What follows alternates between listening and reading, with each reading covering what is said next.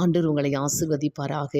ஓசேயா எழுதின புஸ்தகம் 11ஆம் அதிகாரம் 8வது வசனம் சொல்லுகிறது, நான் உன்னை எப்படி கைவிடுவேன். எனக்கு அன்பான தெய்வ பிள்ளைகளே, நம் ஆண்டவராகிய இயேசு கிறிஸ்து அவரை நம்பின ஒருவரை கூட அவர் கைவிடவே மாட்டார். நம்முடைய வாழ்க்கையில் எத்தனையோ கஷ்டங்கள், உபத்திரவங்கள், பிரச்சனைகள் அல்லது பாடுகளை நாம் கடந்து வாழ்ந்து கொண்டிருக்கலாம்.